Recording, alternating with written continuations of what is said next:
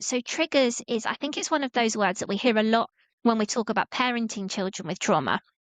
And I think there is a little, I think kind of like what you were just saying now, is easy to get triggered by thinking about triggers.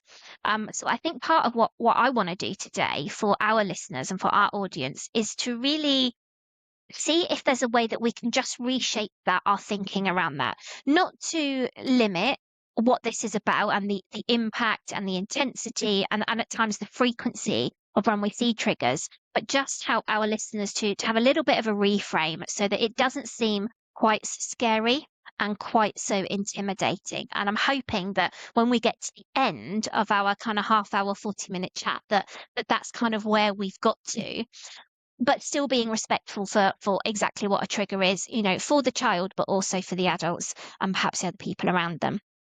So I guess the first point that we have to recognize in order to reshape that thinking is the behavior that comes with the trigger, isn't it? We have to think about that behavior and the fact that there is some form of communication happening here. And I think for lots of our listeners, they will know that we don't necessarily look directly at the behavior. We look past it or we look beneath it and we think, what on earth is my child trying to communicate? But when this trigger is manifesting in a particular behavior, whether it's anger, aggression, whether it's whining, whether it's nonsense chatter, whether it's food related, bedwetting, we could go on and on and on and on with this list. So whatever that looks like, we recognize how hard that is for the parent, particularly when it is constant, when it feels like this is 24/7, when it's really hard to find the glimmers of the lovely, wonderful stuff that's happening for that child, for your family, for the relationship. And really just kind of bring it back to what's going on. What's the message? Let's let's go Keith Lemon here. What's the message? Little bit of old school celebrity juice. What's the message? What's the message that our children are trying to deliver? So I think that's the first bit, that yes, there's a trigger, yes, there's a behavior, but what's the message? And if we figure out what the message is, my belief is we can come back to the trigger, do a 360, come full circle and say, okay, now I know what the message is. I can recognize the trigger early and I can hopefully intervene a little bit earlier.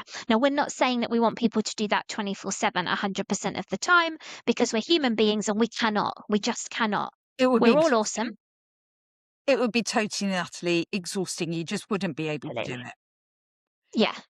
Yeah. And something that I just wanted to interject, if you don't mind, is,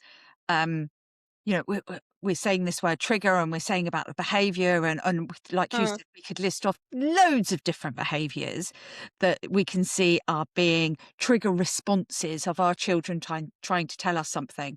But I also wanted to say to anyone who's kind of feeling that pressure to be that detective and work out what all of their children's behaviors mean. Do you know what? It's okay if you don't recognize a trigger. It's okay if you don't connect something that's happened with a behavior. It doesn't mean that you've dropped the ball. It doesn't mean that you don't know your child. It doesn't mean that you're a really crap parent, because none of us are, but none of us are perfect.